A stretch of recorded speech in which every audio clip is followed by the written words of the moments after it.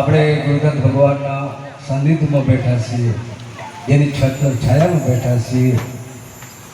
આપણે ગિરનાર જાઓ ને પહેલાં માં અંબા આવે અને પછી ગોરખનાથ આવે અને પછી દત્તાત્રેય ભગવાન આવે.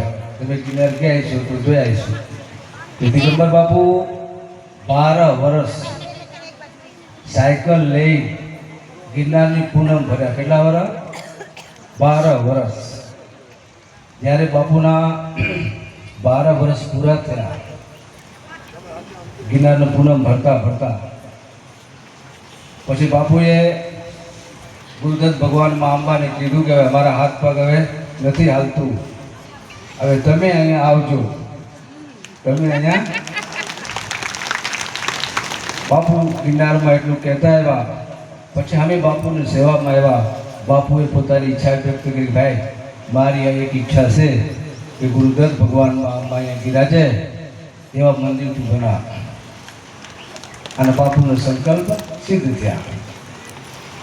આ એમની છત્ર છાયામાં અમે બધા લોકો આનંદ કરી રહ્યા છે, લહેર કરી રહ્યા છે.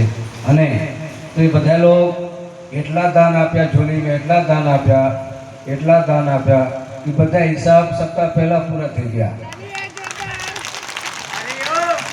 તમે લોકો ગમે એટલું ખાઓ છો, ગમે એટલી લઈ જાઓ છો, છતાં કાંઈ ખૂટતું જ નથી. હિસાબ પહેલાં બધા પૂરા થઈ ગયા.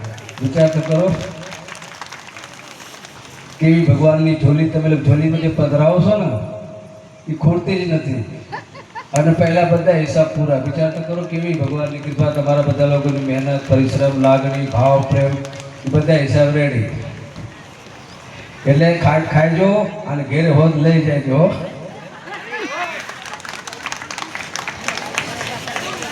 જરા મને જાતા નહીં. અને બીજું આપણે બાજુમાં મનસાબેન આવ્યા છે, તો અહીંયા બેઠા છે. ઉતિયાણા બિલાસપુર, દેવડા બિલાસપુર. એને લગ્ન નથી કર્યા. ફરી યુવાનીમાં 2001માં એમના ગુરુ હતા સુખદેવગીરી બાપુ, જે હમણાં સમાધિ આશ્રમમાં જ લીધી, પાછળ આપી છે. એની પૂરા જીવન ગુરુ મહારાજ જ્યાં હતા આસન ઉપર બેઠા, પૂરા જીવન એમની સેવામાં ખપાવી દીધા.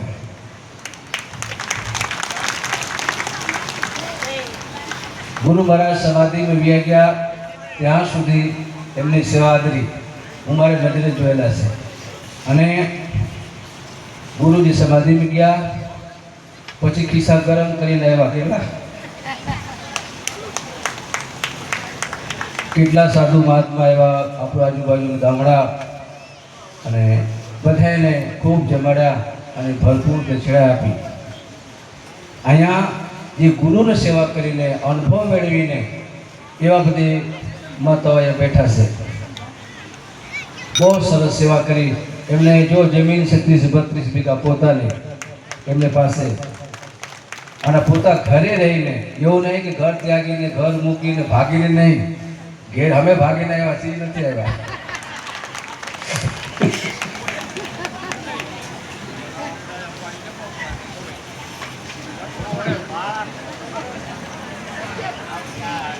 એ ઘેરેથી ભાગીને નથી આવ્યા.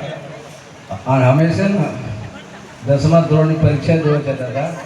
પોતાના બાને પગે લાગી એ પરીક્ષા દેવા જાઉં છું ને આજે ફરાર થઈ ગયા.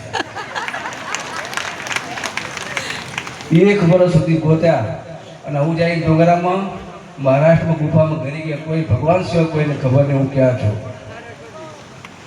અને અમે ભાગીને આ રીતે આવ્યા છે. અને આ તો ઘેરે રહીને ભક્તિ કરી, સેવા કરી છે.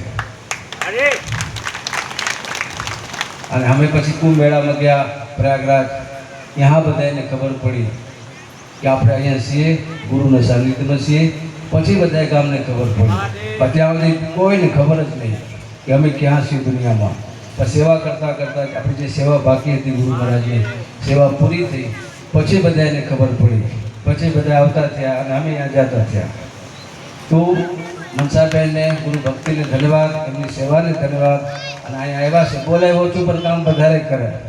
અને મારે આને ફ્રેન્ડ તરીકે છે એટલે બાધી હોત ને ગમે ત્યારે. તો એમને પણ ખૂબ ખૂબ ધન્યવાદ. જે ગુરુ મહારાજ સમાધિ બેસી ગયા એને પણ આપણે પ્રાર્થના કરીએ.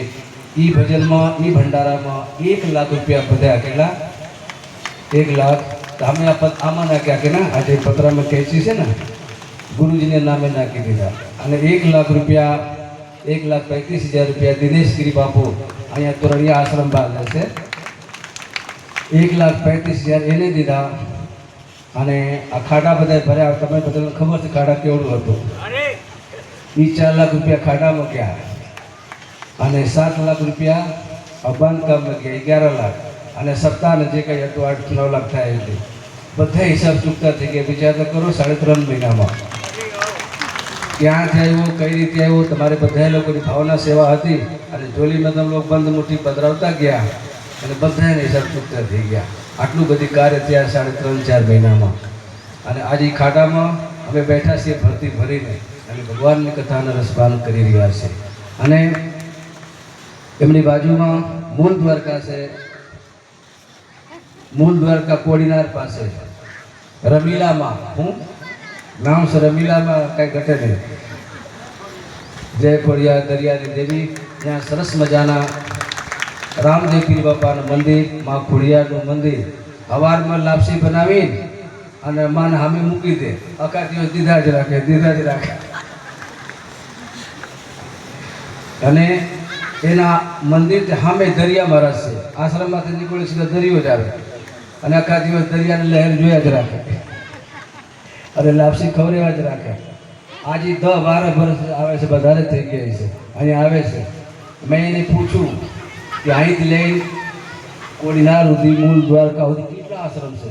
નથી તમે અહીંયા ધક્કા ખાઓ, એ કે અહીંયા જેવી કંઈ મજા નથી આવતી. એ કે એમની ભાષા છે ને થોડી ઓલી છે. હું કે તારા પાસે મને બહુ મજા આવે.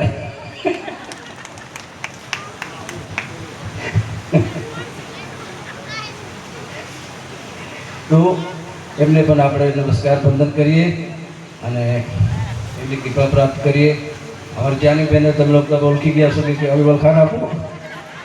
એમના મમ્મી તમારા બાજુમાં બેઠા છે, એમને તાલીસે બનાવી લ્યો. તમારા અંદર જ તમારા વચ્ચે બેઠા છે. એમના બાપુજી સામે બેઠા છે, એમને તાલીસે બનાવી લ્યો. અને સંગીતભાઈની વચ્ચે અભિષેક નાથ નામ આપ્યું છે. આગળ જઈને નાથ થવાનો છે, એ પાકો.